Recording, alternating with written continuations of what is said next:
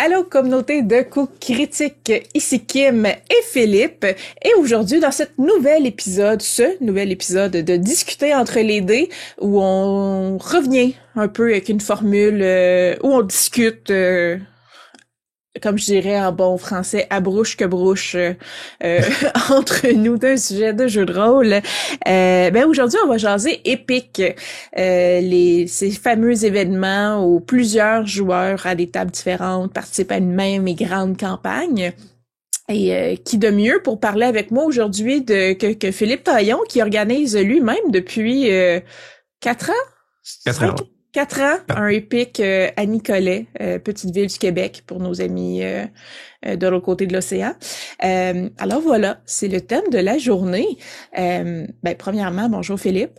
Bonjour. Comment Bonjour ça à tout le va? monde. Ça va très bien. Good. Fait que ouais, 4e année de jeu rôle. Mm-hmm. Qui s'en vient bientôt là. Quand on enregistre, les inscriptions ont commencé, je pense, pour jouer. Les inscriptions sont le 14 mars, puis Okay. Je crois que là, cette vidéo est publiée à la fin mars, fait que oui, c'est déjà commencé. OK, parfait. Puis cette année, je rôle est le 26 avril. 26 avril. Je pensais que c'était le 6 avril, il manquait un petit 2, fait que quand même. Fait que 4e année, premièrement, au fil des années, la formule, je pense, a changé de jeu rôle. La première année, tu avais une formule un peu plus achetée, entre guillemets, puis ensuite, tu t'es mis à les écrire toi-même. Oui, exactement. La première année, on avait fait un Epic officiel. Là. C'est le seul, en fait, qu'il peut être acheté légalement. Okay. C'est The Iron Titan, si je me souviens bien. C'est ça dans Eberron. C'est comme le premier Epic d'une série de chroniques dans Eberron. Là. Ça peut être une série d'aventures que les joueurs peuvent faire. Je pense qu'il y a 12 aventures. Puis à travers les 12 aventures, je pense qu'il y a 2 ou 3 épiques. Okay. Sauf que c'est le seul qui peut être légalement acheté. Tu sais, je veux dire, à moins d'avoir des plugs ou quelque chose, là, mais les autres, c'est juste Wizard of the Coast qui en a le contrôle. Il l'avait sorti en 2020, puis il l'avait mis en vente pour aider justement le début de la pandémie puis tout. Là, tu sais, il avait voulu rendre des choses accessibles, encourager, puis en même temps, il avait récolté des fonds. Mais il est encore disponible là, si vous voulez le chercher sur DM's Guild et sur DriveThru, si je me souviens bien. OK. Fait que si des gens veulent faire des épiques, il y a lui qui existe déjà officiel. Ouais. Sinon, il faut écrire les histoires soi-même. C'est ce que je comprends? Ou, tu sais, sur Internet, des fois, il y a toujours moyen de tout trouver, là, mais tu sais. Okay. Si on veut rester complètement dans la légalité, oui. Okay. Parce que, tu sais, nous, veut pas, on est un OBNL, tu sais, que j'aide quand je fais la jeu rôle, c'est pour le Centre des arts populaires de Nicolet. Fait qu'on veut s'assurer qu'il y ait le moins de zones grises possible pour empêcher qu'un jour, il arrive des petits pépins ou autres. Sinon, les autres années, je les ai écrits. Les scénarios, mais ils étaient tous SRD compatibles, c'est-à-dire que j'ai respecté le SRD, tu sais, comme les monstres qui sont fournis par Wizard of the Coast de manière volontaire ou autre, en donnant bien sûr le crédit qu'ils nous demandent de faire. Donc, tu sais, là-dessus, on est sûr qu'il y aura pas de pépins. Il y en a qui disent c'est pas grave, ça, mais si t'es mis sur, il y aurait peut-être moyen de contourner. De contourner en mettant ça après ça sur DM's Guild et ci et ça, mais je veux juste pas qu'il arrive un pépin un jour puis qu'il nous dise tu nous dois 5 ans de royauté ou quelque chose, tu sais, on s'entend. C'est ça. Là, le but, c'est de financer le Centre des arts populaires, fait que ça serait un peu un coup d'épée dans l'eau. C'est ça, les chances sont faibles, tu sais, c'est quoi, ce serait 1% de chance que ça arrive, mais comme ça, on veut être sûr à 100% que tout est légal puis qu'il n'y aura pas de problème. OK. Ça te prend combien de temps à peu près écrire un épique? Ça dépend de la grosseur et de la variété. La première année que je l'ai écrit, c'était je m'étais fié un petit peu, veux pas, au carcan, au canevas des Iron Titan. Juste voir comment c'est dans quel ordre ils mettent les choses, puis dans quel c'est à peu près tout. Là, ça m'avait pris quand même du temps à peaufiner l'écriture parce que tu sais trouver la formule, trouver comment tu fais, comment tu sais. Fait que la première année, ça a quand même été long. La deuxième année, ça avait été encore plus long parce que ça faisait 2 ans que c'était je pense que la deuxième année, j'ai mis peut-être au moins une centaine d'heures en tout et partout. Okay. Mais c'est moi aussi qui en ai mis beaucoup. L'appel des 3 guildes, ça faisait 2 ans que je recevais un peu des commentaires du monde puis des maîtres de jeu, tu sais, ils en voulaient plus d'interaction, plus de ci, plus. Puis moi, j'étais comme genre, ouais, mais tu sais, ce que vous me demandez, c'est lourd aussi, tu sais, c'est beaucoup, puis etc. Tu sais, comme, tu sais, on veut plus de choix, plus de liberté, plus. C'est comme, ok, ouais, là, ok. Fait que ça s'est concrétisé l'année dernière avec l'appel des 3 guildes, qui était très poussé. Puis ça, quand je dirais, je pense que j'ai vraiment mis une centaine d'heures au moins. Mais par contre, c'était comment dire, player agency, tu sais, était au maximum, là, tu sais, mettons, dans un balancier, là, c'était au maximum, mais par contre, les maîtres de jeu se sont un petit peu essoufflés parce que quand tu fais ça, ben, il y a beaucoup de préparation, beaucoup de lecture, les joueurs, les maîtres de jeu ont adoré. Mais les maîtres de jeu étaient pas mal essoufflés à la fin. Tu sais, c'était comme genre, ouf, ok, tu sais, c'est lourd. Fait que là, cette année, je leur avais promis une formule allégée. Puis pour décrire, c'est vraiment comme le retour de balancier. Cette année, c'est si on faut mettre un exemple pop, là, ça, c'est rapide et dangereux cette année. Tu sais, c'est comme genre tu pars dans la bagnole, là, puis là, tu virevoltes, puis ça part, puis c'est pour ça que le scénario cette année devrait être un peu plus actif et essoufflant, si on peut dire. Ça va être un peu le retour de balancier. Puis là, l'année prochaine, je vais essayer une autre formule. Comme ça, en même temps, ça fait en sorte qu'à chaque année, c'est pas la même expérience à 100%. Ouais. Ça a pas l'air d'être répétitif, c'est pas la même dynamique. Mais oui, je vous dirais que ça, tout dépendant. Cette année, ça a été moins long parce que justement, c'était un peu plus dirigé. Puis, comme donné, l'expérience commence à embarquer. J'ai au moins mis la moitié du temps, là, facile, là. Je voudrais peut-être même 30, 40 heures. Mais tu sais, juste à un moment donné, j'ai commencé à avoir mes ressources, je commence à avoir mes habitudes. J'ai un collègue, Mathieu, qui m'aide à la correction. La première année, on apprenait à travailler ensemble aussi, comment qu'on fonctionnait, comment on faisait. Puis là, cette année, j'ai envoyé, puis ça a pris 2 jours, puis il avait fini. Ça n'a pas été long parce que maintenant, on se connaît, il commence à connaître mon style d'écriture, puis plein d'affaires. Puis vu que cette année, ben c'était beaucoup moins, là, je veux dire, je pense que j'essaie de me rappeler le nombre de pages de l'année passée, là, mais je pense qu'il y a au moins le tiers de moi. Il y a au moins il y a juste 30% des pages de l'année passée. Parce que, puis, mais, inquiétez-vous pas, ça, si vous avez écouté ça puis que vous avez participé, chaque scénario a quand même des variances puis des différences que là, c'est plus dans le MJ qui décide quelle saveur il donne à ce scénario-là, à cette rencontre-là. Mais là, au moins, c'est ça. Fait que ça leur permet, eux, de se planifier dans leur coin puis c'est beaucoup moins lourd. Parce que les maîtres de jeu sont bénévoles. Fait que, tu sais, il faut qu'ils fassent 2 rencontres avec moi. Puis, en plus, le jour même de l'événement, plus lire le scénario, plus préparer, plus animer. Fait que, on leur fait attention. Oui. Puis, dans le fond, quand on parle épique, bon, je l'ai dit d'entrée de jeu, là, c'est des événements où il y a plusieurs tables de jeu. Donc, chaque table ou chaque groupe d'aventuriers, dans le fond, font des missions, puis que tout en commun aide une cause, ouais, c'est ça, j'allais dire une campagne, c'est pas vraiment une campagne, parce que c'est une journée, là, mais une aventure commune. Ouais. Puis il peut y avoir différentes formules aussi. Tu sais, j'imagine, tu sais, j'ai déjà participé à une épique, en fait, avec toi aussi à Montréal, là, où il y avait vraiment une interaction entre les tables. Il y avait des tables bas niveau, il y avait des tables haut niveau. Puis ce qui se passait à une table pouvait donner des avantages à un autre groupe. Où fallait qu'un groupe attende qu'une table ait fini telle mission pour être capable d'avancer. Ce qui semble très complexe à organiser en termes d'histoire. Mais il y a aussi des épiques où chaque table, dans le fond, ont des missions, mais c'est un cumul de points total qui aide la cause principale, qui a moins d'interaction entre les tables, puis qui aide la cause principale. De ton côté, je pense que tu as fait un peu les 2 formules.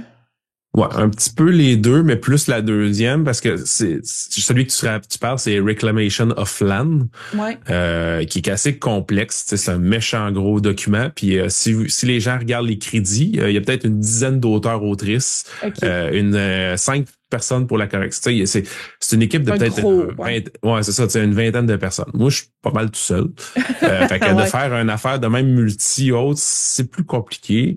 Peut-être que l'année prochaine, je vais me mouiller un petit peu là-dessus à faire deux ou trois catégories. Peut-être. Je vais voir, mais c'est juste que parce que je pourrais après ça séparer les maîtres de jeu, puis ça serait pas si compliqué pour les MJ.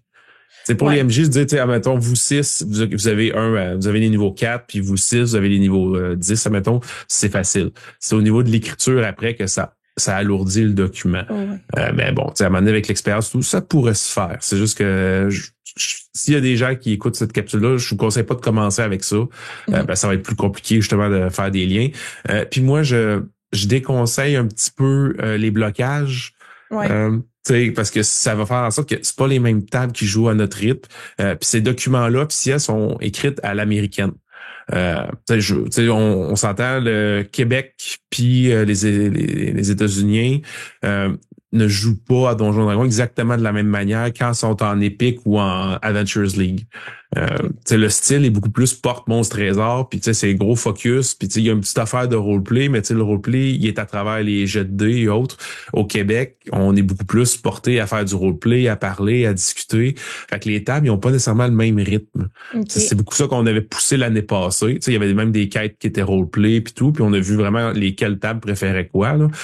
Puis ça c'est un commentaire qu'on avait eu. Il y a beaucoup de joueurs qui disaient il y a pas beaucoup de temps pour du roleplay puis tout. En même temps, c'est un petit peu normal. C'est une formule de 4 heures. Puis il faut que tout le monde arrive à la fin.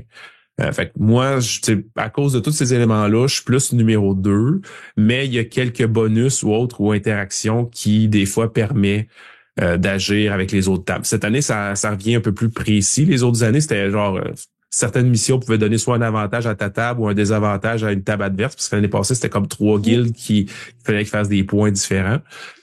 Cette année, c'est un petit peu pareil. On s'en va aider un fort à se défendre. Ils sont attaqués par un ennemi. Puis les joueurs arrivent comme par 3 fronts différents, par 3 angles. Puis après ça, après la première mission, ils peuvent décider s'ils se mettent en commun ou en tout cas, ils peuvent décider après ça où est-ce qu'ils vont. Ça, c'est un petit choix. Puis il y a un système de score de défense par secteur. Fait qu'ils vont pouvoir décider, on booste un tout de suite, puis on essaie les autres, ou tout le monde s'éparpille un peu. Bref, il y a des petits changements. Puis il y a certaines missions qui vont donner des bénédictions, des booms.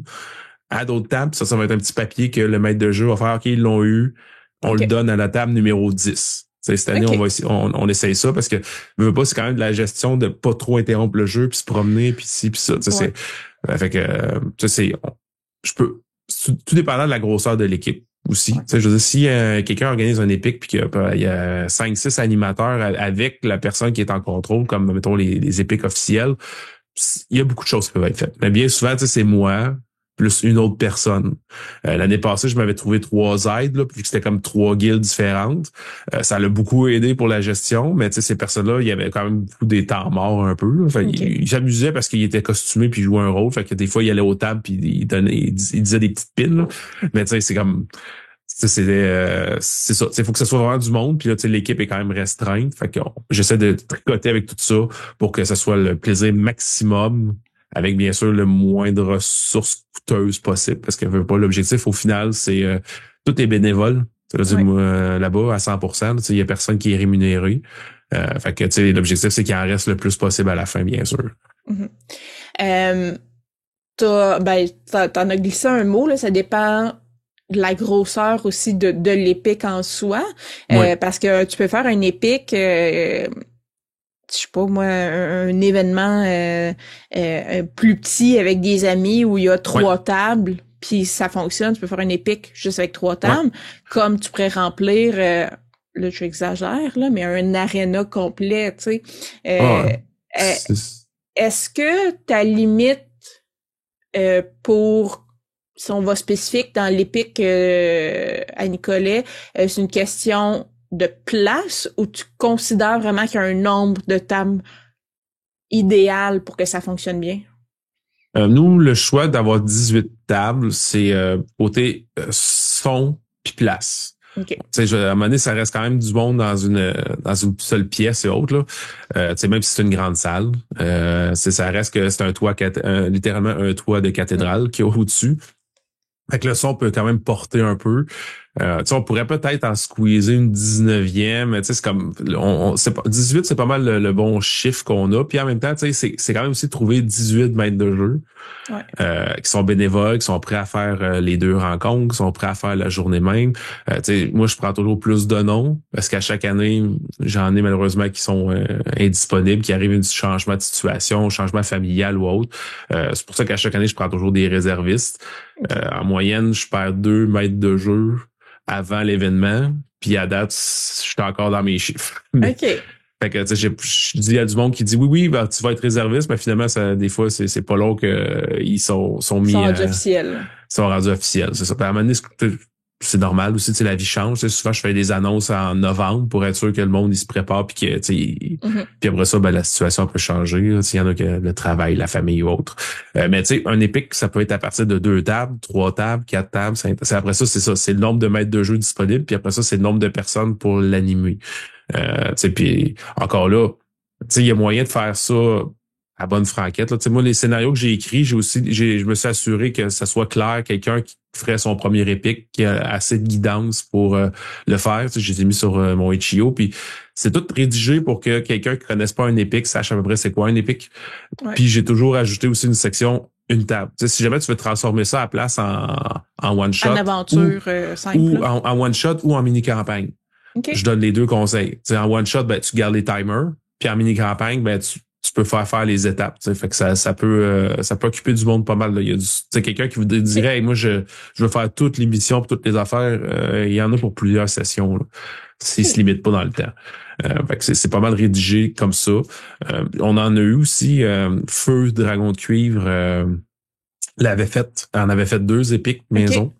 Il y en avait fait un qui avait essayé par eux-mêmes. Puis l'année d'après, il avait fait justement Terreur à Wiggle, qui était celui le 2e épique qu'on avait réalisé. Okay. Puis eux, ils étaient 5 tables. Okay. Fait que ça avait quand même bien été. Là, fait que ça peut être maison, ça peut être chez soi. T'sais, nous, c'était à l'adversaire, si je me souviens bien qu'on avait été. Oui. Puis c'était 3 tables par niveau. Je pense qu'on était 9 tables en tout. Oui, parce qu'il y avait 3 niveaux différents. Ouais, oui, c'est ça. Ouais, c'est ça. Puis là, j'ai entendu des rumeurs là, qu'il y en aurait peut-être un autre qui se préparait à Montréal là, après je roule. Je sais pas exactement quand. Là. C'est quelqu'un qui me dit ça. On pense peut-être faire ça. Je dis OK, go. Il y a aussi le Grand Clash que cette année, il avait essayé d'ajouter un petit volet Donjon Dragon pour tenter un petit peu les autres. Le Grand Clash c'est le plus grand événement de Age of Sigmar. C'est du Warhammer, genre le mode combat, pas le mode jeu de rôle. Fait que là, elle avait voulu démarrer ça un petit peu. J'étais animé une table. J'ai repris justement Terreur à Google pour montrer un petit peu comment ça fonctionne, le mode épique. Puis ils ont bien aimé ça. On était supposé avoir une 2e table. Finalement, ça n'a pas fonctionné, mais c'était pas plus grave que ça. Puis je pense qu'ils veulent la responsable qui est du volet plus jeu de rôle, elle veut recommencer l'expérience l'année prochaine. Puis je sais pas si elle veut transformer ça vraiment en mode épique ou en mode juste de 4 tables puis il y a 4 scénarios différents, plus en convention de jeu de rôle, ce qui est quand même aussi très correct. Mais ça, c'est à suivre. Fait que peut-être ça va commencer à réapparaître un peu dans le décor québécois. Pas vite au Québec, avoir plus d'opportunités d'en faire. Tu l'as déjà fait comme joueur, moi aussi. Je vais te laisser répondre en premier, puis après ça, je le ferai. Mais en tant que joueur, comment tu trouves ça, justement, participer à une épique versus être à une table puis faire un one-shot ou une campagne juste avec ton groupe de joueurs?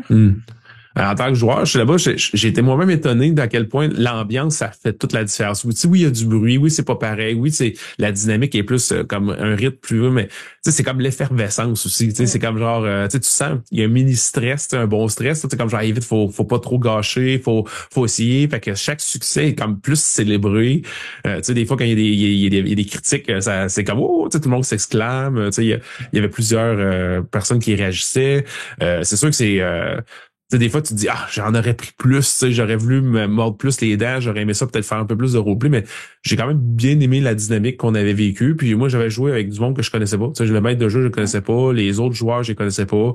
Puis on parlait toute la même langue. Là. C'est ça aussi, c'est que tu tournes à gauche, tu tournes à droite, c'est tout le monde qui ont le même hobby, qui parle la même langue, qui parle de Donjons Dragons, puis tu sais, qui te donne des trucs, puis ci, puis ça. Puis moi, je sais pas, peut-être qu'il y en a qui ont eu des tables un peu moins intéressantes, mais moi, tout le monde était super compréhensif, puis tout. Puis tu sais, maintenant, même moi, à un moment donné, je m'étais trompé sur un pouvoir d'un de mes personnages, puis là, j'étais comme genre, j'ai comme fait, shit, je me sentais mal, puis là, le maître de jeu est comme c'est pas grave. Tu sais, quand il m'a dit juste fait, c'est l'autre joueur qui me l'a fait embarquer, puis j'étais comme genre, non, t'as raison, je me suis vraiment trompé tantôt, puis tu sais, là, j'allais dire, on est-tu rétroactif, puis le maître de jeu était comme, c'est pas grave. C'est le plaisir, tout. Puis non, ça avait aussi permis de voir d'autres manières de masteriser, de jouer, puis ça avait un autre maître de jeu.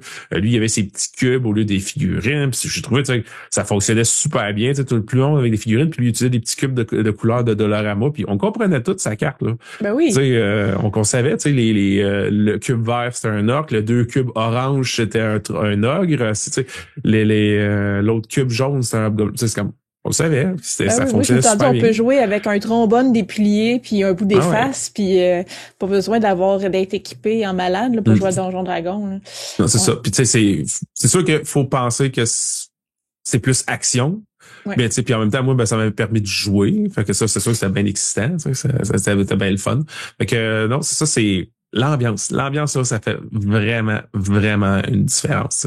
Ouais. C'est une célébration. C'est vraiment là, c'est tout le monde s'amuse au même jeu en même temps, puis il y a de l'énergie, là, c'est palpable. Ouais. C'est la même chose pour moi dans le fond quand j'ai participé. T'es à ta table, mais t'entends les autres tables réussir puis crier puis avoir du fun, puis ça te met encore plus dans le jeu puis t'embarques encore plus toi dans ta mission puis ta game, puis quand tu réussis de quoi qui est important, ben tu t'exclames puis t'entends les autres réagir puis cheerer avec toi. Fait que cette ambiance là de fête est vraiment le fun parce que tu peux célébrer à ta table avec tes amis. Puis on se fait des high-five souvent quand on réussit à battre des monstres, moi et mes amis. Mais que ça vienne de partout autour de toi, c'est vraiment spécial comme ambiance. J'ai pas joué à jeu rôle, mais j'étais déjà allée durant l'événement voir comment ça se passe. Puis même si c'est 18 tables, c'est une grande salle commune. L'adversaire, on était plus serré, il y avait quand même moins de tables au final. Tu sais, jeu rôle, je fais... partager des images du Centre des arts populaires, là, mais c'est vraiment une grande salle. Mais il y a ce sentiment-là quand même de table qui tu regardes pas tant que ça, tu regardes ce qui se passe à ta table, mais t'entends ce qui se passe aux tables avoisinantes. Puis moi, c'est ce que j'aime beaucoup des épiques, cette espèce de complicité-là, fraternité qu'il y a entre plusieurs joueurs où des fois on a encore l'impression, même si ça l'est beaucoup moins qu'avant, qu'il y a encore quelque chose de tabou avec ce loisir-là, des fois de Donjon Dragon, qu'il y a l'étiquette un peu que peut-être qu'on trahit notre âge quand on dit ça, là, mais quand on était jeune, que c'était tu sais, c'est la panique des diables des années 90, puis que c'est les nerds qui jouaient à ça. Quoique j'ai aucun problème avec être vu comme geek ou nerd, là, mais je trouve que là, d'être plusieurs personnes dans le même endroit à triper sur le même jeu, il y a vraiment de quoi de super plaisant là-dedans. Est-ce que tu as vu, toi, dans l'ambiance, puis là, je viens de penser à ça, tu sais, parce qu'il y a des épiques que tu as faites, que tout le monde, toutes les tables allaient dans la même direction, puis servaient la même cause, versus les 3 guildes, où là, il y avait des tables, ultimement, qui s'affrontaient, en guillemets. Est-ce que tu as vu une différence dans l'ambiance, dans le niveau de on cheer ou de fraternité entre les tables qui étaient entre elles, ou c'est grosso modo la même ambiance dans l'endroit? C'est un petit peu différent. C'est pour ça qu'au début, j'étais comme pas... on va essayer. On va essayer une petite compétition amicale. C'est pas vraiment genre 2 camps ou autre. C'était plus comme une compétition de la guilde qui avait le plus de points, c'est elle qui allait avoir le contrôle du quartier. C'était interlope et clandestin. Là. C'était comme une nuit où est-ce que 3 guildes doivent faire une compétition pour déterminer qui allait avoir le contrôle d'un quartier très riche. Okay. C'est un peu différent. Mais en même temps, il y avait des affaires qui revenaient un petit peu. Parce qu'à un moment donné, il faut que tu atteignes certains seuils de points ou de défense ou autre pour réussir des objectifs, même quand c'est 18 tables qui vont dans le même sens. Là. Fait que tu sais, des fois, il y a des petites pressions un petit peu, tu sais, pour les tables qui rushent un peu à atteindre les objectifs. Mais tu sais, c'est mineur. Tu sais, j'ai observé, j'ai tenté le pouls. Puis tu sais, même l'année passée, vu qu'il y avait comme un gagnant, en guillemets, ça a bien passé parce qu'on a fait une petite mise en scène aussi avec justement les trois représentants, OK. tu sais, toute l'affaire. Avec, tu sais, le monde, on trouvait ça bien drôle. Puis tu sais, c'était serré aussi. Tu sais, c'était comme les trois, il y avait comme genre une mission de décalage à peu près de réussi. Fait que tu sais, la troisième place, elle avait 2 missions de moins de réussi que la première. OK. Puis là, fait que c'était serré. S'il y avait eu un gros débalancement, peut-être que là, Ouais. le feeling aurait été différent.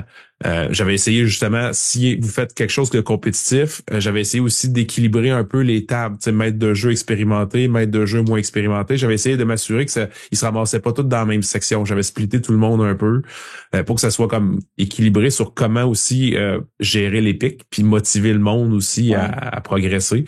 J'avais Parce que essayé d'aller j'avoue là-dessus. que si, mettons, t'as 3 guildes, puis t'en as une qui est vraiment loin derrière, là, la remorque des Ouais, autres, puis c'est sûr qu'elle gagnera pas, elle peut trouver le ouais, 4 heures plus long, tu sais. c'est ça. Alors que quand c'est serré, tu dis, on sait jamais, un coup du destin, eux autres, tu sais, Ouais, faut, mais ouais. j'avoue que c'est une bonne idée de penser en amont de, ben, tu connais tes maîtres de jeu, puis de les répartir pour pas que s'il y a une guilde qui va moins bien, c'est pas, ah, on sait bien le maître de jeu, il était moins bon, il connaissait moins le stock, puis là, ça devient un peu, euh, Pour, poison, pour là. jeu rôle, ouais, ça, pour jeu rôle, on n'est pas Adventures League légal.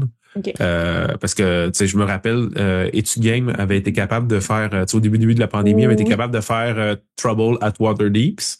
Ouais. Puis il avait été capable de s'associer à Adventures League Montréal pour qu'il soit légal.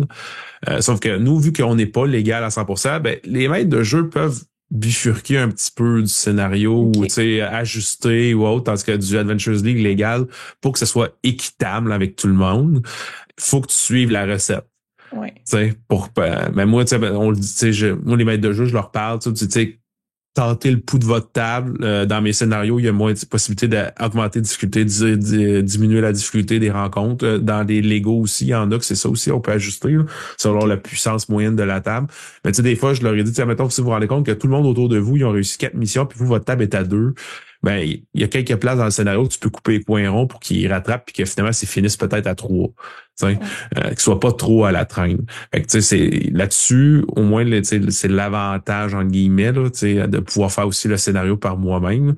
Puis les maîtres de jeu, je leur laisse un petit peu plus de lousse. Par contre, je leur dis à l'inverse, là, si ta table est rendue à 5 succès puis que les autres ont 2, ralentis le rythme. Ouais.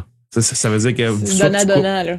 Ouais, c'est ça. Soit que tu coupes trop, Sauron, ou ton Ouais. groupe est trop efficace. Fait que rendu là, donne-leur du challenge. Tu sais, c'est l'inverse. Tu sais, c'est comme genre, si tu te Ouais. rends compte qu'eux, il y en a pas de problème, ben, augmente, là. Tu sais, donne du challenge. Donne-leur, il y a des possibilités pour que, tu sais, à la fin, tout le monde arrive à peu près, plus ou moins à la même expérience. Parce que, tu sais, on a beaucoup, c'est une certaine valeur d'inclusion puis d'équité à jeu rôle. C'est s'assurer que tout le Ouais. monde peut avoir du plaisir égal puis qu'à la fin, ils repartent avec le sourire. Ouais. Tu sais, il y a des mini compétitions amicales pour les donateurs, donatrices. Tu sais, sur le jour même, il y a des pots à rebrasse Ouais. avec des $2 là, tu sais, pour aider à ramasser des fonds.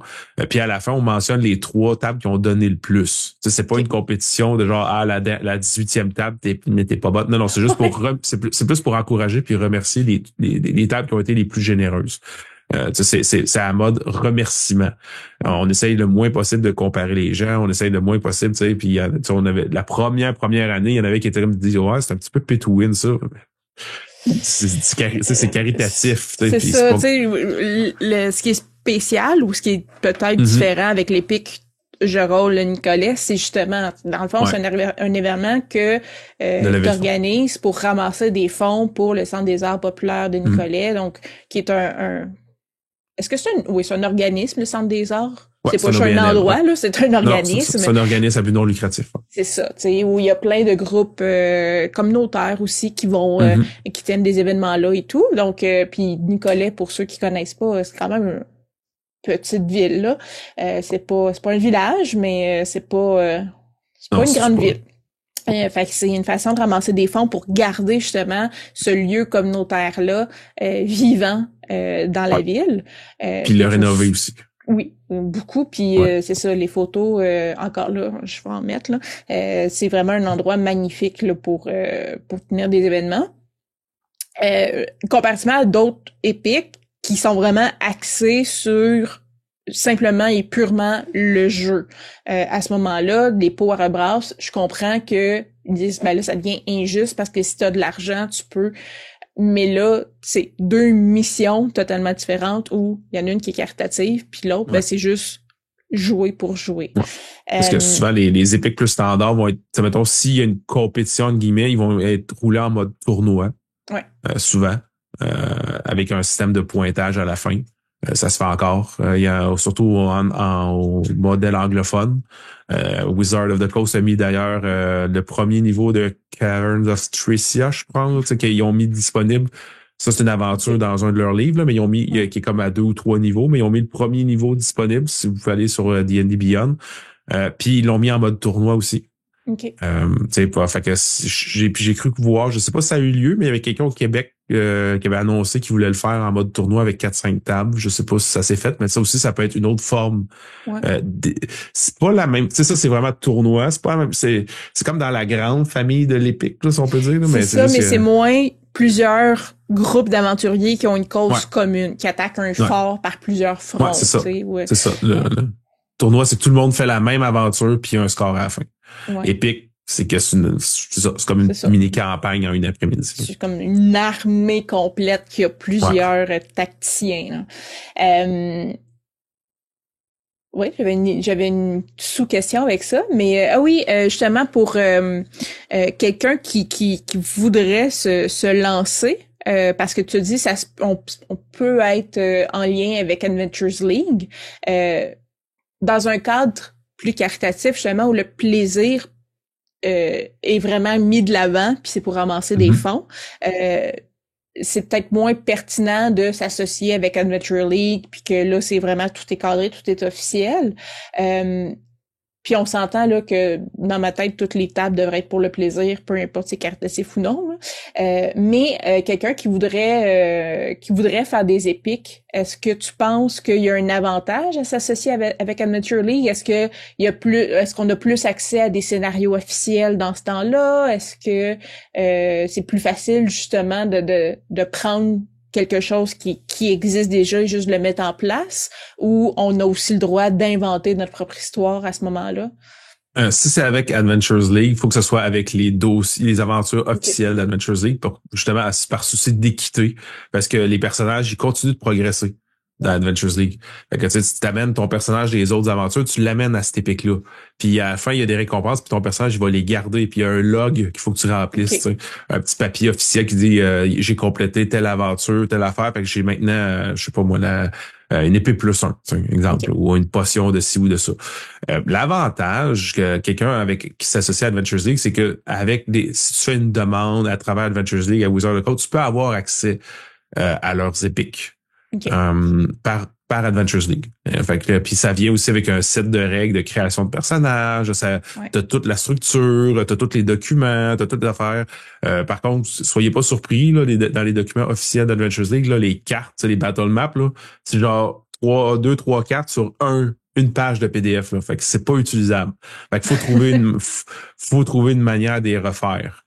À moins que il y en a un qui fournisse même les cartes séparées. Là. Mais à la base, souvent, il faut que tu les refasses dans un autre programme ou que tu les fasses agrandir ou etc. Ça fait que ça, il y a peut-être un petit peu de gestion à faire là-dessus.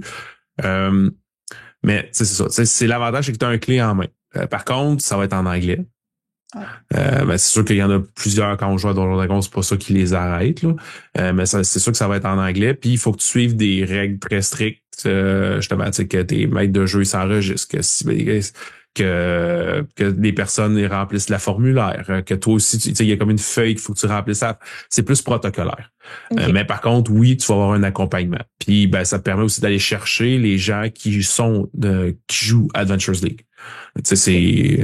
Puis en théorie, quelqu'un pourrait arriver pour ton épique puis pas être enregistré puis qu'à la fin, il s'enregistre avec son personnage. C'est faisable.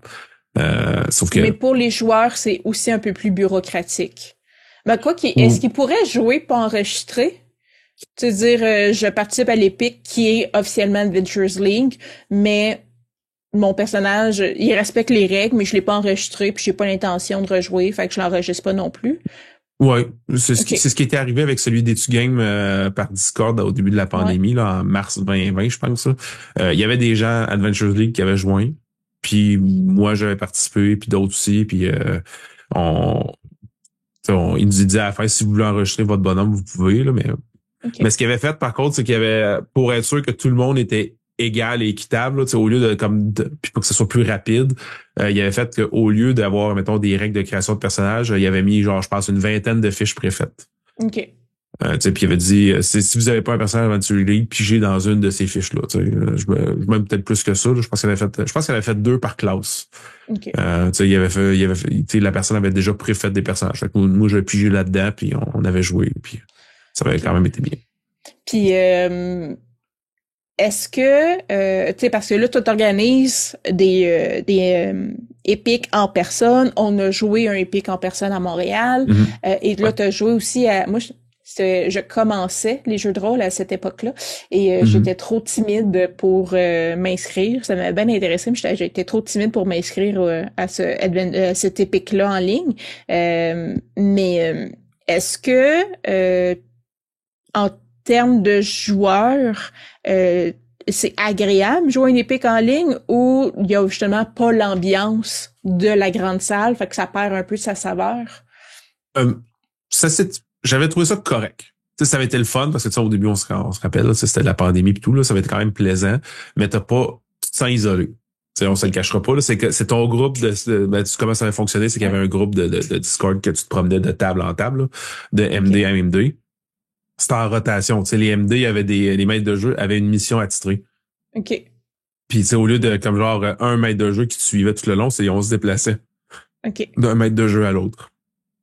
Puis là, j'ai senti qu'il y avait une petite affaire plus de compétition. Peut-être parce que c'était moins comme communautaire, rassembleur pis tout. À la fin, quand ils ont dit le score, nous, il y avait une équipe qui avait vraiment pas bien performé parce qu'il y avait déconné, apparemment, pis tout. Puis il y avait eu du shot, c'est correct, mais c'était comme genre, c'était comme plate de dire, notre faction a perdu parce qu'il y a un groupe qui a, il y avait eu un petit... mais tandis qu'à Jérôme, tout le monde est dans le même bassin, tout le monde est... Mais c'était quand même plaisant. J'avais quand même eu du fun. C'était le fun de voyager puis tout, puis de vivre cette aventure-là, puis ce rythme-là. Mais c'est comme plusieurs choses. Quand c'est en ligne, c'est pas la même énergie qu'en présentiel. Mais ça se fait, puis j'ai quand même eu un certain plaisir. Mais c'est une organisation différente, faire ça en ligne. Est-ce que ça serait faisable en personne avoir ce principe-là de maître de jeu qui se promène, mettons une rotation de maître de jeu de table, t'as tes 18 tables, puis vraiment, OK, après un certain temps, les maîtres de jeu changent de table ou c'est comme plus complexe parce que là, souvent, ils ont du matériel, puis ça se fait moins bien? Ouais, il faudrait que ce soit plus les groupes qui se déplacent que les maîtres de jeu, justement à cause du matériel. Puis encore là, ça fait en sorte que faut que tu mettes un temps limite. Puis il faut qu'il y ait de la discipline de dire, mettons, la partie est 1 heure, mettons, ou 30 minutes. Puis après 30 minutes, fini, pas fini, ben tu te lèves de table, tu t'en vas ailleurs. Là. Fait que il y a cette dynamique-là. Ça se pourrait se faire. Mais ça peut couper le plaisir aussi un peu de mais là on n'a pas fini, puis comme... Ouais, ben c'est ça, parce que il était arrivé ça aussi qu'on avait fait en ligne. À un moment donné, il y avait eu une petite affaire d'attente, puis il fallait dire nos préférences. Tu sais, mettons, il y avait, je sais pas, 8 missions. Il fallait dire nos 2 préférences de mission. On voudrait celle-là ou celle-là. Puis là, ils nous mettaient dans une salle d'attente, puis dès que, mettons, une des 2 se libérait, puis ils nous envoyaient à cette mission-là. Tu sais, fait que c'est ça. C'est une dynamique qui est différente. Ça se fait. Ouais.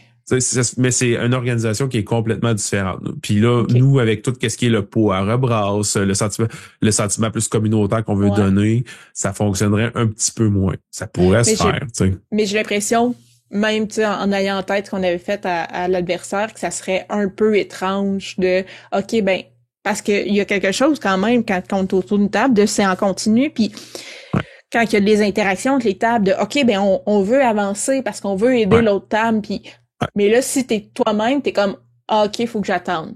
OK. Tu sais, j'attends que la table se libère. Ou, OK, ben là, je suis de la pression parce que il y a d'autres mondes qui veulent être à ma table, puis il me reste pas de grand temps avant d'être chassé sans que je finisse. C'est ça. Peut-être qu'en ligne, ça se prête mieux, mais qu'en personne, ça doit casser un peu l'ambiance. C'est une ambiance un peu différente. Je pense que, c'est comme j'ai dit au début, un peu, au Québec, on aime beaucoup avoir de la chair autour de l'os. On aime ça parler, on aime ça embellir, on aime ça avoir du roleplay et tout.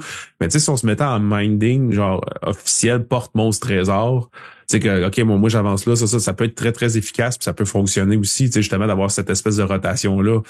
Mais tu sais, si tu prévois qu'il faut que l'émission soit à 30 minutes, ben, faut aussi qu'il ait été testé beaucoup. Pas juste une fois. Pour être sûr que c'est faisable en 30 minutes. Tu sais, des fois, tu te dis, parce que c'est les combats, des fois, dans Donjon Dragon, là, si la personne n'est pas optimale dans son expérience puis qu'elle cherche un peu, ça peut être long, là. Donc, tu sais, là, cette année, il y a aussi ça, là, j'ai 2 missions qui ont un timing ferme. OK.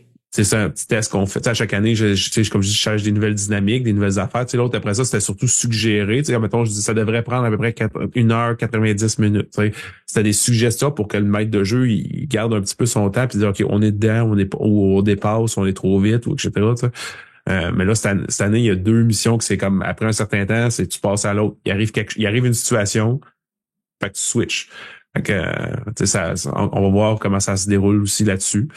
Mais c'est pas on change de table. Parce que ça aussi, tu sais, c'est comme en virtuel, c'est tu fais juste changer, tu sais, mettons sur Discord, tu fais juste changer de channel, tu fais juste changer de place. Mais là, en vrai, là, c'est tu pognes tes dés, tu pognes ta figurine, tu pognes tes affaires, tu changes de place. Non, c'est ça. Dépendant le kit que tu as amené.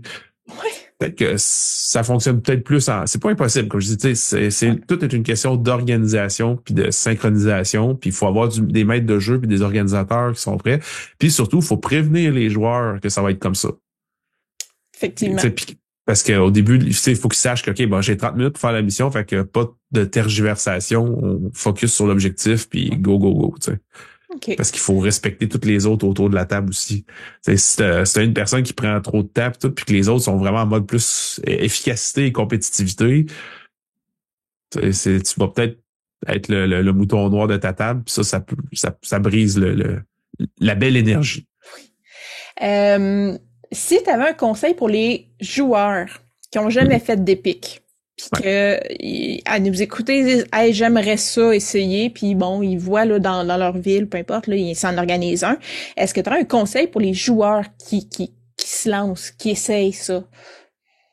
Le conseil que je donnerais, c'est joue quelque chose que tu veux jouer puis tu vas avoir du plaisir.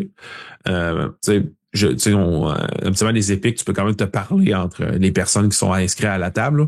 Mais c'est toujours mieux d'avoir 1 ou 2 bonhommes en réserve au cas où que ton bonhomme, ton premier que tu voulais, il ne fit pas du tout avec la table. Vous vous rendez compte que vous êtes 4 magiciens. Puis peut-être avoir un 2e au cas où, si t'es pas capable de parler à ton monde. Si t'es capable de leur parler, ben tu dis moi j'aimerais ça, mais en même temps respecte-toi. C'est sûr que à moins que la 5e édition est plus, elle pardonne plus aussi, avec de pas avoir besoin de groupe parfait. Mais il faut surtout que tu te concentres en premier sur toi. Il faut que quand tu vas vivre cette expérience-là, t'aies du plaisir. Fait que force-toi pas, puis que tu passes 4 heures à jouer un bonhomme que ça te tente pas pour faire plaisir aux autres, mais en même temps, il faut que tu sois prêt aussi à mettre de l'eau dans ton vin. Là-bas, comme j'ai dit, ça va vite. Ça va plus vite que ce que le monde y pense. Vous allez vite vous rendre compte là, que ça passe beaucoup plus vite qu'on l'imagine. Un épique, ça, c'est un claquement de doigts. Là. Puis à la fin, t'es un peu essoufflé. Là. Tu te dis, 4 heures, c'est long, 4 heures. Non, la dynamique, comment c'est fait, tout ça coule super vite. Fait que c'est aussi d'être respectueux des autres. S'assurer que les autres ont du plaisir. S'assurer que les autres ont leur part de jeu. S'assurer, c'est beaucoup de respect. Puis c'est pas ta table habituelle. Tu peux pas, à la fin, là, il y a une fin, là, il y a une finalité, là. Tu peux pas dire, regarde, on n'a pas eu le temps de finir, tu sais, le bon vieux one shot qui s'éternise en 2 shots. 3 shots. Ouais, parce que vous avez fait plus de roleplay ou que tu as tiré le temps ou que tu n'étais pas attentif ou que, tu sais, etc.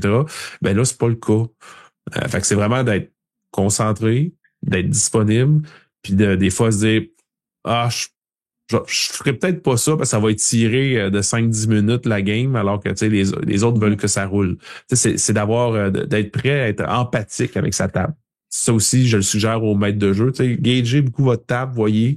Vous avez une table qui est très, très objective, puis genre rule heavy, ben OK. Puis si au contraire, vous avez du monde qui sont très plus volage et roleplay, tout, ben aussi, rappelez-leur que faut que ça bouge, faut que ça avance. C'est un peu ma deuxième ou ma sous-question. Un conseil aux DM qui répondent à l'appel puis qui voudraient participer à être DM dans un épique. C'est le même conseil de l'empathie, regarder les joueurs. Ça passe vite. Fait avoir le chrono en tête aussi. Autre conseil en lien avec ça? Il faut aussi que le maître de jeu soit clair avec, mettons, de sa manière de jouer. Qu'il soit transparent avec les joueurs. Puis qu'il leur demande au début, tâter le pouls de vos joueurs et joueuses. Assurez-vous de voir quel genre de personnes que vous avez, demander, poser des petites questions. Habituellement, dans les épiques, les personnages ont le droit à un short rest qui est comme exceptionnellement juste 10 minutes parce que c'est un vrai 10 minutes. Puis du conseil au maître de jeu, encourager les joueurs à l'utiliser parce que c'est un sprint pour un maître de jeu, là, un épique. Là. C'est comme, je leur dis, n'hésitez pas à prendre des pauses pour aller prendre de l'eau, même si c'est 1 minute, 2 minutes. Juste dire aux joueurs, regarde, je vais prendre une petite minute pour aller à la salle de bain ou pour respirer ou autre, parce que dans un contexte d'épique, le maître de jeu, il est très stimulé.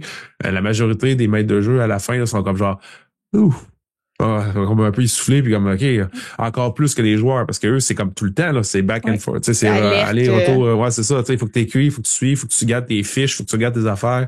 Fait que, c'est... soyez prêts, mais aussi en même temps, soyez. C'est un beau mélange de être ferme et flexible. Oui. Il y a des affaires, il faut que tu sois très ferme, puis comme non, puis d'autres affaires, il faut que tu ajustes selon ta table. Fait que il y a beaucoup d'empathie, d'instinct, mais moi, le gros focus, en plus, nous, on n'est pas Adventures League, là, je dis c'est votre plaisir. Ouais. Respect et plaisir. Tout le temps. Faites-vous respecter par vos joueurs, mais il faut aussi que vous respectiez les joueurs. Le but, c'est de leur faire vivre une histoire, c'est de leur faire vivre une expérience, c'est de leur faire vivre quelque chose de trippant. Parce que si vos joueurs trippent, vous allez tripper vous aussi. Mais en même temps, si de la manière que la table elle roule, puis toi, t'as pas de fun, il faut que tu sois capable de t'exprimer puis de dire, regarde, j'aimerais ça qu'on change un petit peu ou qu'on change la dynamique, je vais ajouter une petite règle maison, peu importe. C'est de se respecter aussi soi-même. Puis votre plaisir. Parce que si le maître de jeu, il y a du fun, il y a des bonnes chances que les joueurs aient du plaisir. Ouais, c'est ça. Puis, voyez pas ça, vous contre eux. Jamais, jamais, jamais. Surtout en épique, parce que vous allez vous frustrer. Parce qu'il y en a qui vont... soit, au contraire, tu vas dire, hey, je suis en train de leur casser les dents parce que c'est pas des personnes qui ont optimisé leur personnage versus c'est un groupe de 5 qui s'est inscrit ensemble puis qui ont optimisé leur perso au maximum puis qui sont en train de défoncer toutes tes rencontres.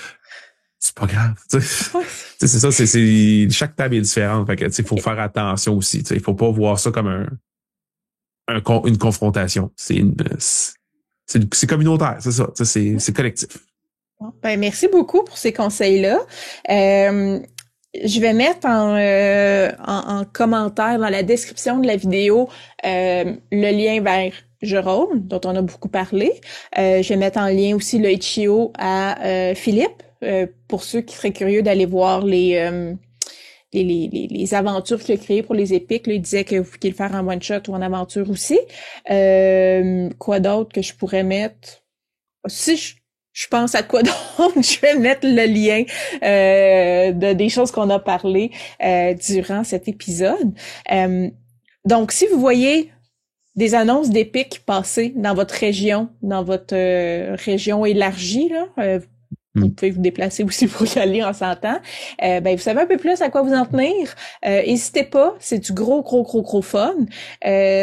Si vous regardez la vidéo puis il est encore temps de s'inscrire à l'épique de Nicolet, oui, de Jérôme à Nicolet, lâchez-vous-le, allez-y, c'est vraiment le fun pour de vrai. Puis si c'est déjà plein parce que ça se remplit vite, soyez alerte l'an prochain, suivez la page. Puis en plus, c'est pour une bonne cause.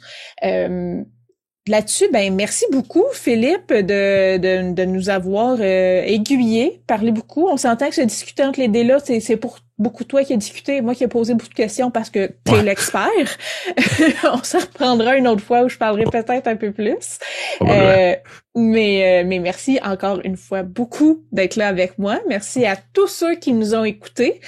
Si vous avez des questions, surtout, fallait pas que j'oublie ça, si vous avez des questions sur Jeux rôle, si vous avez des questions sur les épiques, si vous avez des questions sur même Adventure League, que vous comprenez pas trop c'est quoi, écrivez dans les commentaires. On va tous vous répondre à vos questions. Ça va nous faire plaisir.